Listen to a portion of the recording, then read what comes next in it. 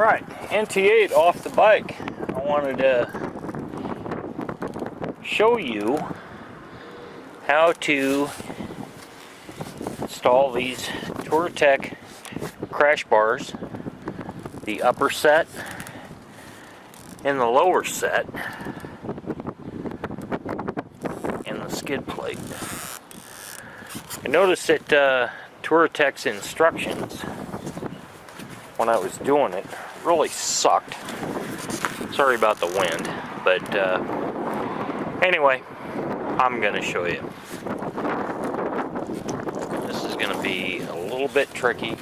Sorry about the wind noise.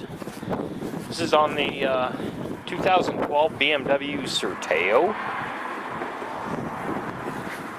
which I affectionately call the Barbie Motorworks bike.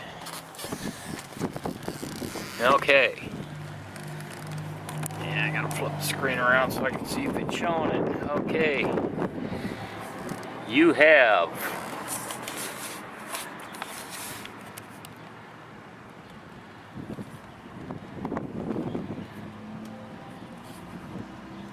where is it?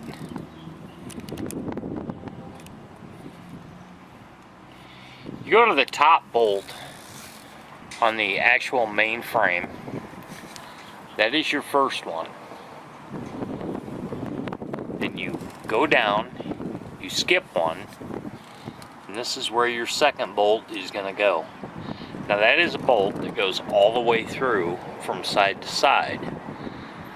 The top one is one bolt a piece per side. And I'll show you over here the same thing. It's right in front of the radiator. Skip a bolt and then down. And that's it. 2 bolts. Now you'll notice that on the back side here there's a rubber piece. What that's for, I don't know. These are the stainless steel TouraTechs upper crash bars. That's to save your plastic. Now for your lower engine guards, you go to the actual motor mount bolt. The only thing I don't like is that they use damn Allen heads. I'm really sick of Allen head bolts. And I'll show you the other side. It's right here behind the exhaust pipe. You see the exhaust pipe? The radiator hose. And this. Now they do come with nylock, so you won't need Loctite. The upper bolts, the upper crash bars, the lower one comes with a nylock. These 2 single bolts up here on each side, I Loctited. Now, the tricky part is,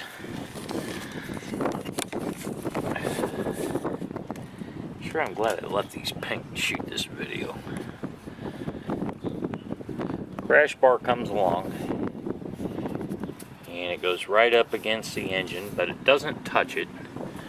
Now here's where one of the difficulties was trying to figure out how to do this. I doubt I can get the camera in there, but you'll see the foot peg here. There's a lower foot peg bolt and then an upper.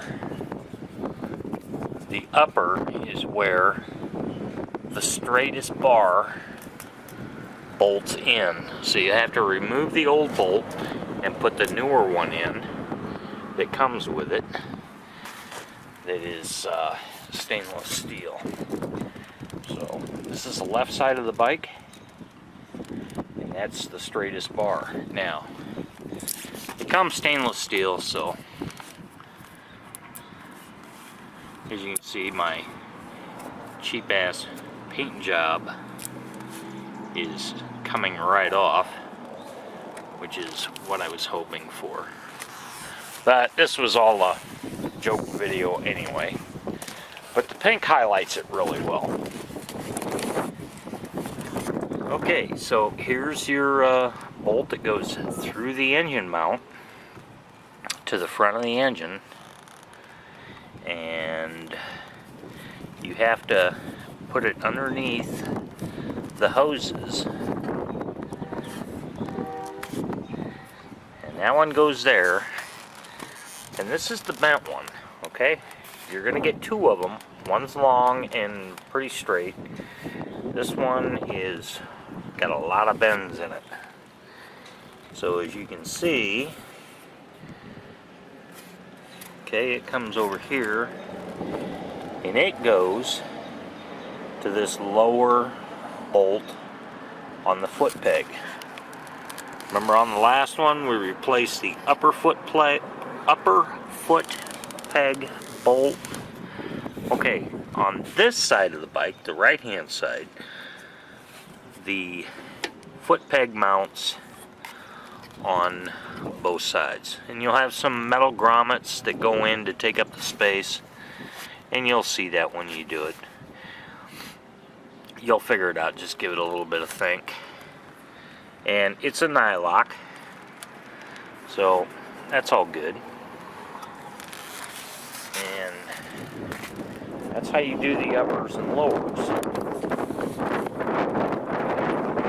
Now your engine skid plate, I don't have the stock one with me, but basically there's two bolts down here on the bottom of the skid plate and then one up here.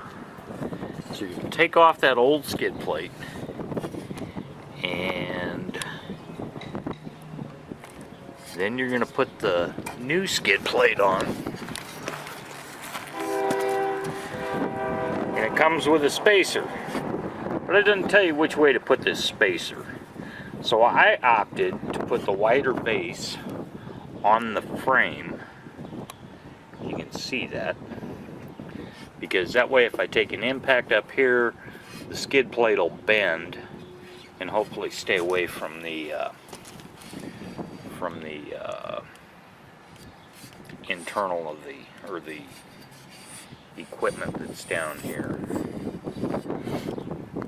Now, this bolt that I've already talked about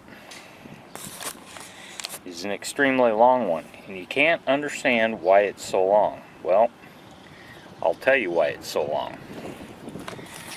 Because it has to bolt through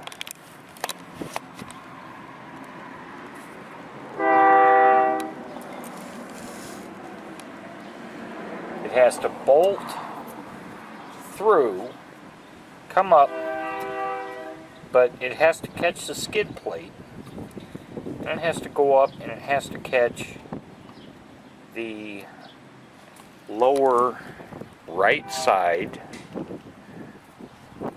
engine guard, and it bolts in there. So it actually takes up two spaces.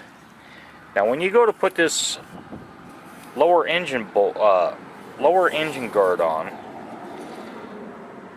when you first do it, it's going to line up down here. That won't work. And after some trials and tribulations trying to figure it out, we decided that it had to go up here, and then the bolt had to be taken back out and run through after I put the skid plate on.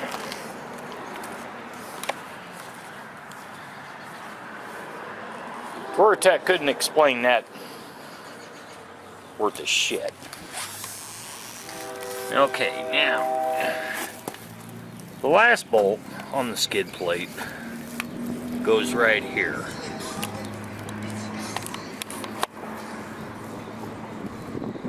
And you'll figure that out pretty easily, because that's really no issue. You'll see it when you do it, when you line it up. What I did is I did the uppers, then I did these, then I did the skid plate, and for the skid plate I started with the spacer up there, and I put the bolt in, and that basically lined everything up. Now I tried it at first without the spacer, nothing lined up. So then I looked in the bag, and I looked at the spacer, and that's how I figured out, okay, that spacer has to go a certain way. Then I had to figure out which way to point it. And after I did that, it was all really simple.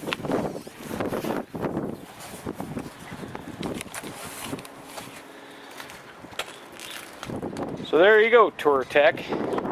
High dollar junk instructions. You guys could have put a video up on this, how to do it, but you didn't do it.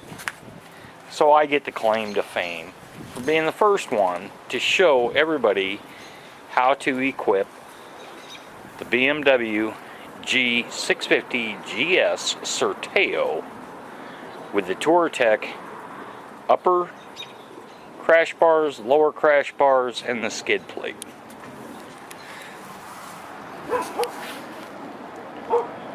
So there you go. Happy riding. You'll be really happy with it. I am. Later.